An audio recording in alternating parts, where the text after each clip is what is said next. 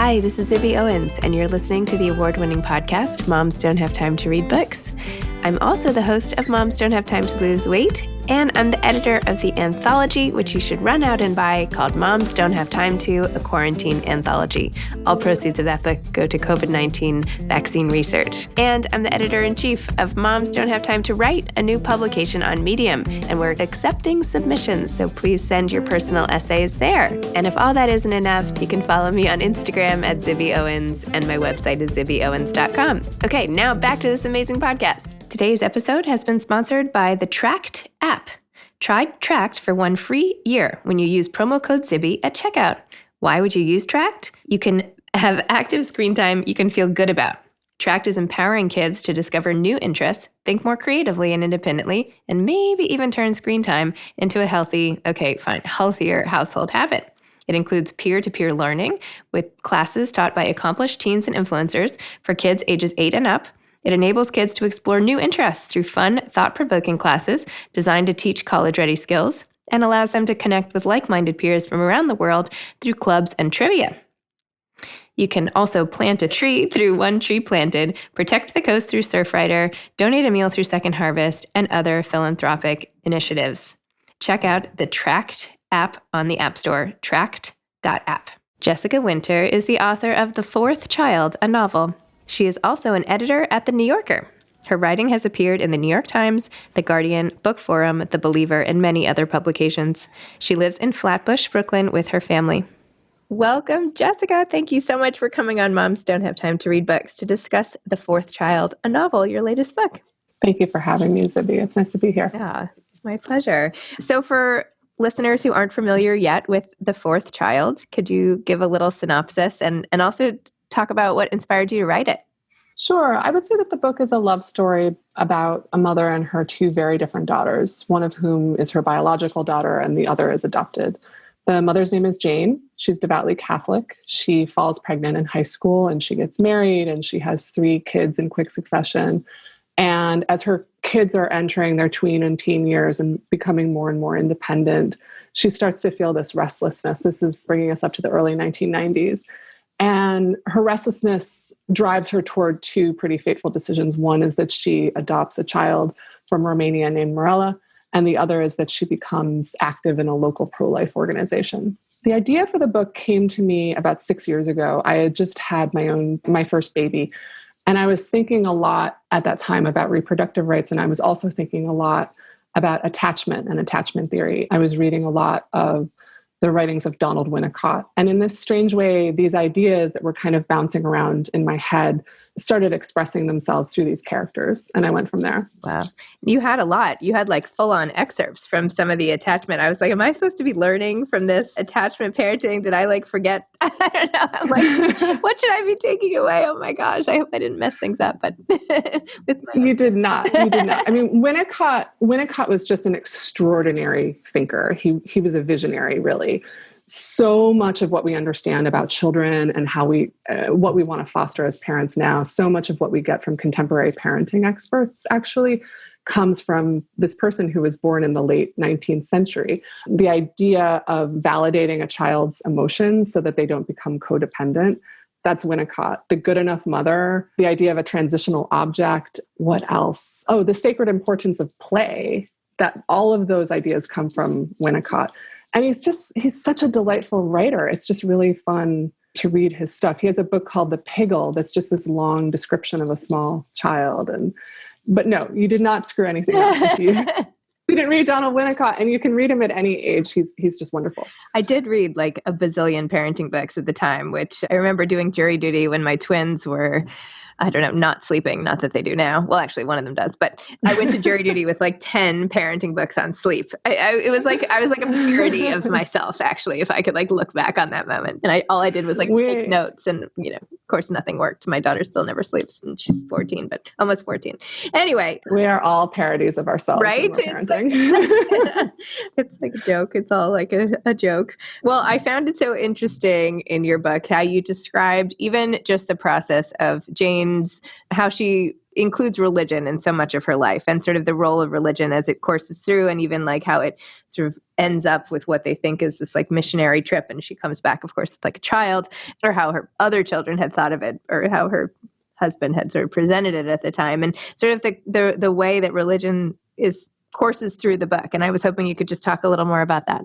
Yeah, I mean, I think a lot of the book comes from my own thoughts and my own wrestling with Catholicism. I grew up in the Catholic Church, and I think that I just had a lot to work through about how the church and how the idea of God was really important to me as a kid. And then it kind of left me. And I had never really reckoned with that in an essay or in fiction or anywhere before I wrote this book. And I think that one of the reasons I turned away from the church was what I interpreted to be its focus on suffering. Mm-hmm. I really think the Catholic Church, from the crosses and the Stations of the Cross and the sermons that I heard as a kid, and the idea of reconciliation through confession. I made my first confession when I was 7. Wow. What was I confessing to? Yeah. I think I confessed to something like I wasn't nice enough about sharing my crayons. Like I remember really freaking out because I couldn't come up with anything to confess to the first time I did confession. And so this idea of suffering and penance and guilt that so suffuses the Catholic Church, I think was a big part of why I just didn't want any part of it anymore. And it was nice to finally find a way through fiction to kind of explore these ideas through people who were perhaps more interesting than me and had a more interesting story than I did. It was a relief to find that. And I'm really grateful for it. And so where have you ended up? What's the role of religion in your life now? Not that this is any of my business, and feel free not to answer, but. It doesn't have one. Okay. It doesn't have one. And I wish it did. I really wish it did. And maybe, it's never too late, but right now I'm just coasting through as a free agent. And your focus on reproductive rights, both in the book and in a recent New Yorker article and everything. Tell me a little more about how you feel about that, or how you decided to approach it in fiction. Sure. I mean, I've always wanted, I guess similarly to always wanting to write about the Catholic Church, I've always wanted to write about the Spring of Life, which were these massive anti-abortion demonstrations that happened in my hometown of Buffalo in April of 1992.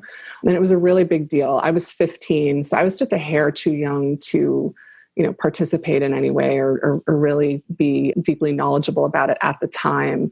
But it was a big deal for my hometown, and it framed a lot of my thinking about where I grew up, my own adolescence, again, the Catholic Church, because the reason that these anti-abortion protesters targeted Buffalo was because of its large Catholic population, and reproductive rights itself. It was a real crystallizing event for me. And for years I thought, do I want to write an oral history of the Spring of Life? Do I want to write an essay? Is it a story?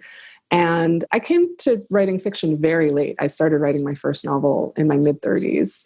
And again, as with Catholicism, it was just, I don't want to say a joy because these issues are so difficult, but it was really bracing and kind of exciting to find a forum, fiction, for thinking through the Spring of Life in a way that might be surprising or revelatory in a way that a newspaper article or something would not be. Huh. Wait, so tell me about your trajectory. And first of all, I do not think writing a novel in your 30s is very late. I mean, I've talked to people who write the novels in their 60s for the first time. So I don't think that's late at all, but just store that away and do with it what you will. How did you get into writing, and how did you become like an executive editor at The New Yorker? Like, tell me about your whole writing life, and, maybe start with college or wherever it starts.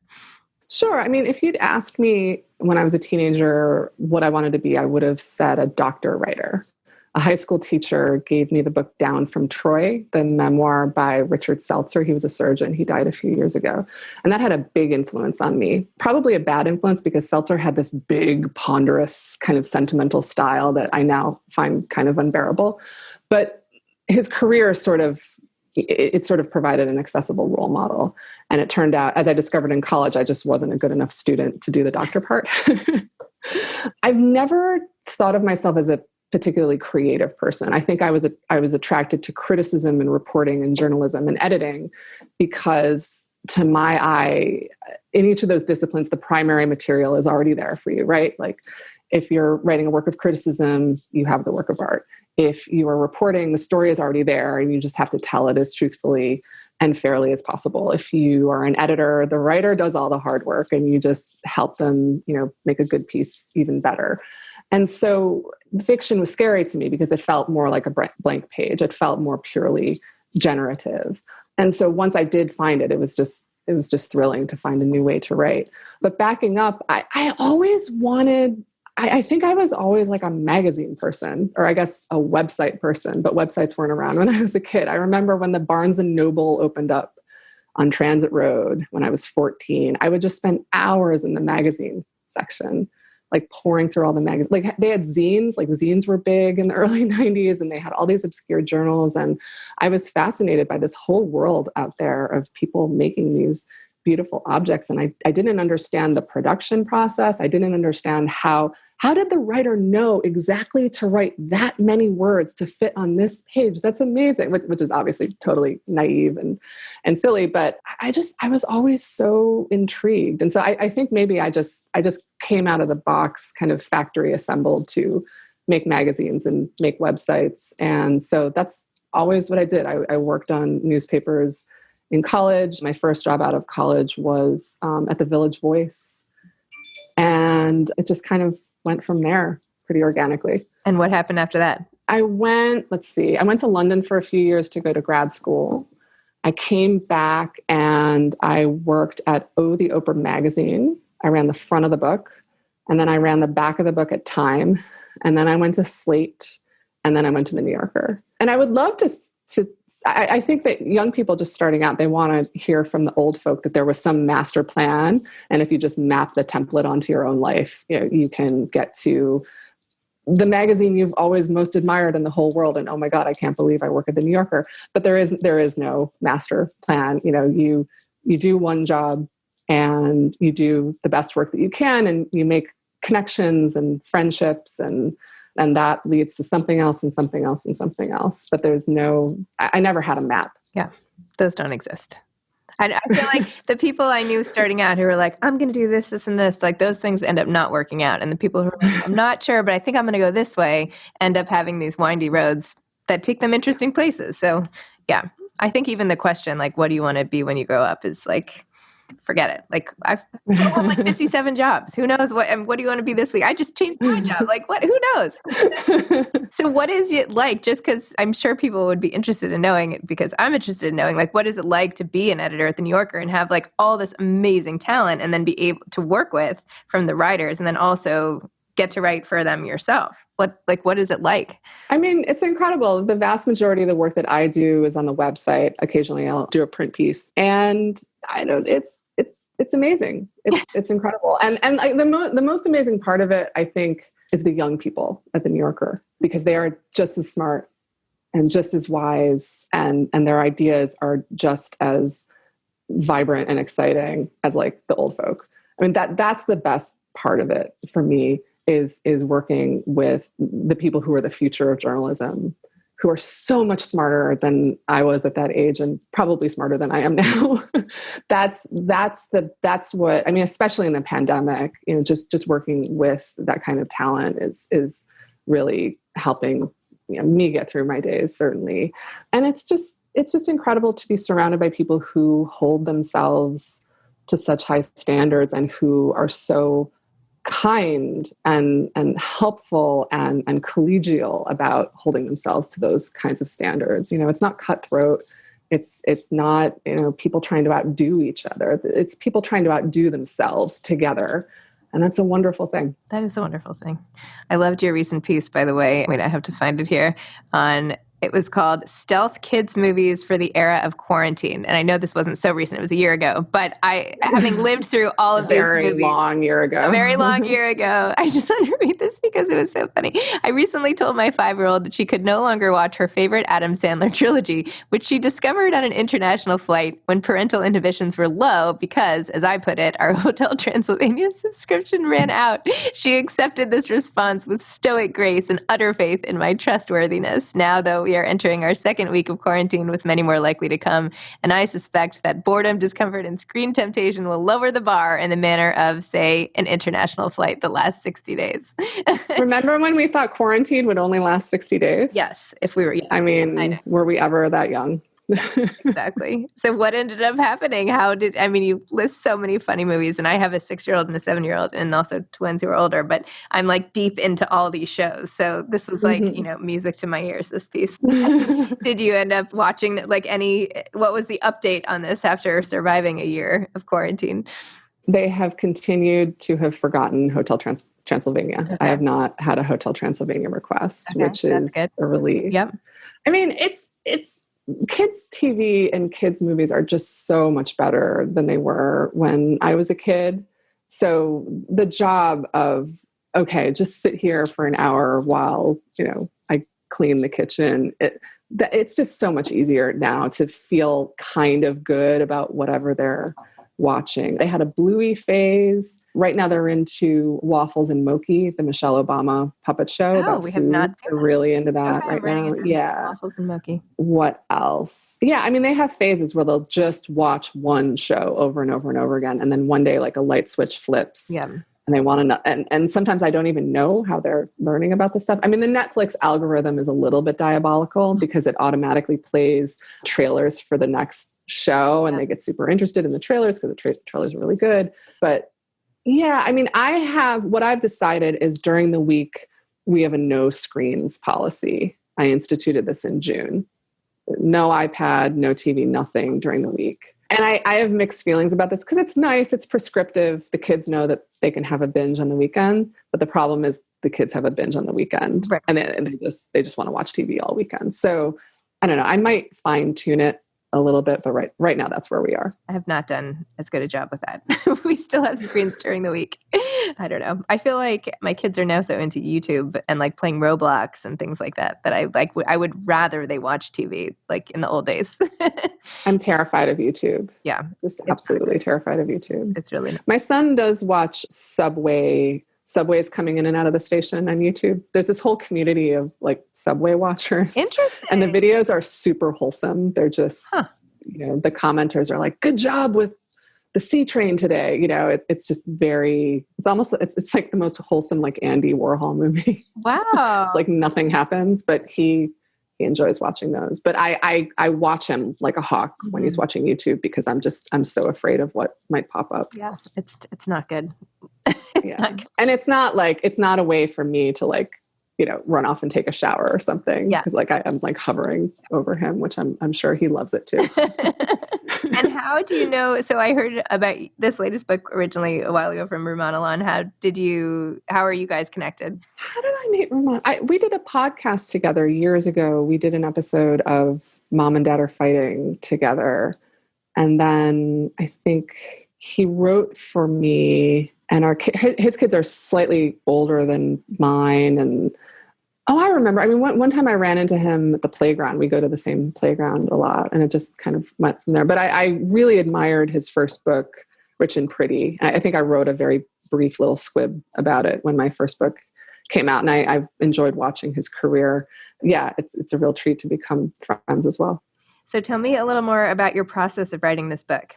What was it like? And even your last book as well. But my process for this one was that I started researching it before I even realized I was writing it, because I was doing all this reading on attachment theory and because I was doing all this reading on the spring of life. And yeah, one day I looked up and thought, oh, I think this is a book. So that was nice to kind of back into it. It didn't feel quite as high stakes to just sort of realize midstream that it was a book. And my process is pretty haphazard. I loved what Vendela said on one of your shows recently about how you have to do the work every single day because you never know what's going to happen. Like you have to hold that space and just wait for something to happen. I loved that. I loved how it brought this idea of unpredictability and surprise and mystery to what can feel like real drudgery. Like, it's like getting up at 4 a.m. and putting in your 2 hours or whatever it is. What I find works for me is the 5-hour block. There's something magic about the 5-hour block. So a lot of Saturdays, I would hand the kids over to a sitter and I would lock myself away and I would give myself the 5-hour block because it's short enough that you can't mess around too much. Like, if you do like steal over to YouTube or if you do start texting a friend, like it's like, I don't know, like this is kind of creeping up on me, but it's long enough that you can really lose yourself in the time. And so, I had years and years of Saturdays, not every Saturday, there's birthday parties and there's life to be lived, but a lot of Saturdays over a lot of years, I did the 5-hour block and just kept pushing the boulder up the hill. Wow. I love that. And then at one point, my friends, Jen Dilling and Louis Salatan, they went away and they had this beautiful cabin upstate. And I went there for 10 days and I just locked myself away. Do you know what Ishiguro says about the crash, about how he wrote The Remains of the Day in 30 days and just, he had no obligations to the outside world. His wife took care of everything. Like he didn't have to do anything. He didn't have to talk to anybody. He didn't have to make dinner or like wipe a counter. He just had 30 days to crash a first draft of The Remains of the Day. And I was trying to do that in 10 days in Jen and Louis' cabin. How did it go? It went well. I mean, the draft that came out of those 10 days was absolute garbage, but it existed. Mm-hmm. There was a draft. And just getting over that psychological hurdle was just an incredible feeling. Wow. That's amazing. And what are you going to work on next? Do you have another novel in you? I have another novel in me. I don't know when I'm going to write it. I have the idea for it, but I have not been terribly productive or creative during the pandemic. So once things get back to normal, I'm hoping maybe I'll get my Saturday 5-hour block back. But right now I'm kind of idling, I must confess.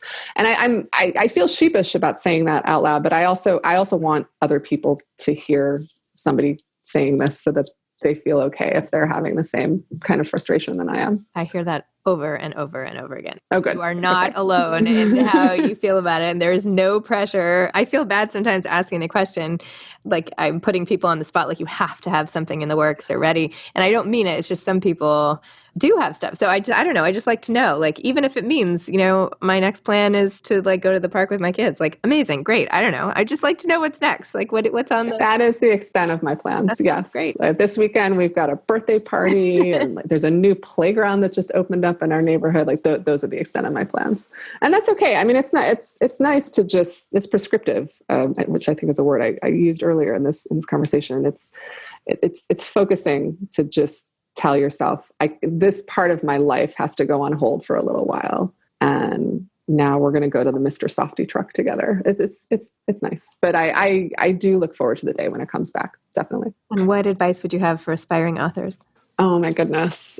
I feel bad that I'm repeating myself, but I just holding the space, whether it's 45 minutes in the morning or 2 hours at night or 5 hours on Saturday, you just have to hold that space for yourself and give that gift to yourself. And it's okay if nothing comes of it. It's okay if, you write 20 pages one week and a paragraph another, but just hold the space for the possibility of what might happen. Love that. I think there's like two kinds of writer. I've found this kind of recently. There's two kinds of writers. There are the writers who really want to find an audience, that they're not pandering to an audience or trying to manufacture something for a certain demographic of people, but they really want to publish something that enters into a conversation, a larger conversation in the world. And there's a second type of writer who you could tell them, this manuscript that you're working so hard on, it's just going to malinger in a drawer for the rest of your life. And you're not going to get an agent. You're not going to get an editor. This is going nowhere. And they would still do it. They would still do it to the best of their ability for themselves because they have to. And I think I think those writers, that second group of writers, has it easier than the first group because they they don't want anything other than the work. And so I guess my other piece of advice is try to foster that part of yourself that is saying, this is just for me and the work is its own reward. Love it. I have a really hard time with that. I do not follow my own advice, but if other people can do it, they should. Awesome. Well, Jessica, thank you. Thanks for coming on Moms Don't Have Time to Read Books. Thanks for this lovely conversation. And I'm going to go back to your article over here to get some more movie tips for the kids when I'm done. Thank you, Zibby. This was so much fun. Okay, good. All right. Thanks. Bye-bye. Bye. Thanks to Tract App for sponsoring today's episode. Thanks for listening to this episode of Moms Don't Have Time to Read Books. Don't forget to follow me on Instagram at Zibby Owens and at Moms Don't Have Time to Read Books. Also sign up for my newsletter at zibbyowens.com and sign up for my virtual book club and meet lots of authors on Zoom every other week. Thanks so much to Steve and Ryan at Texture Sound for the sound editing. And thank you to Morning Moon Productions for providing this fantastic intro and outro music.